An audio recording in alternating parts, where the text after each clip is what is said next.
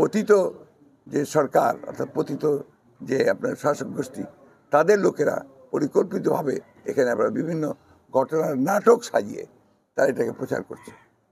যেমন আপনার কয়েকদিন আগে এখানে বালিয়াডাঙ্গিতে আপনার মাইনরিটি চলে যাচ্ছে করে 300-400 লোককে তারা একখানে জড়ো করেছে। আমি খুব ভালো করে খোঁজ নিয়েছি প্রশাসনের কাছ থেকে, গোয়েন্দাদের কাছ থেকে। তারা পরিষ্কার বলছে যে ইট ওয়াজ এ স্টেজ ড্রামা।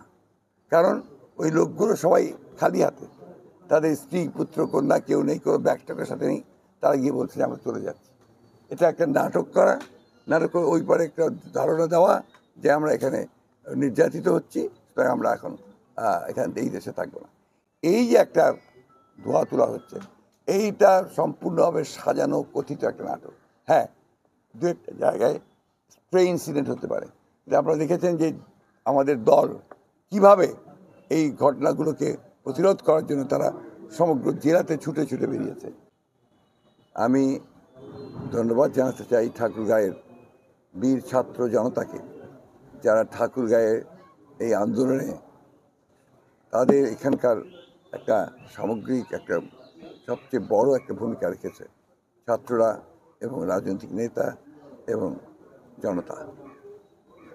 আমি ধন্যবাদ জানাতে চাই আমাদের ঠাকুরগাঁয়ের সাংবাদিক মহলকে, যারা ঝুঁকি নিয়ে এই সংবাদগুলোকে প্রচার করেছেন এবং আপনারা সব সময়ই আমি দেখেছি যে আপনারা এখানে গণতন্ত্রের পক্ষে একটা সমর্থন দিয়েছেন। যদি প্রমাণ করা যায় যে এখানে আমাদের দলের কোনো লোক জড়িত আছে, আমি আমাদের ডিসি সাহেবকে, এসপি সাহেবকে বলেছি যে আপনারা সব ব্যবস্থা নেবেন। আমার দলের পক্ষ থেকে আমরা নিশ্চিত করতে যে তাকে আমরা সাথে সাথে এখান থেকে বহিষ্কার করবো। একটা ঘটনা আপনারা দেখেছেন, এর মধ্যে একটা করা হয়েছে। আপনার দায়িত্বশীল নাগরিক হিসেবে বাংলাদেশের এই ধরনের কনকক্টেড নিউজ যেন না হয় তার দিকে খেয়াল রাখবেন। কেউ যেন তাদের পলিটিক্যাল এজেন্ডা চরিতার্থ করার জন্য আপনাদেরকে ব্যবহার করতে না পারে, একই সঙ্গে মানুষকে ব্যবহার করতে না পারে। আমি আপনাদের মাধ্যমে আমাদের এখানকার সনাতন ধর্মের যারা মানুষ আছেন তাদেরকে অনুরোধ করব, আপনারা গুজবে কান দেবেন না বা কারো দ্বারা যেটাকে আমরা বলি ইনফ্লুয়েন্সড হবেন না, প্রভাবিত হবেন না।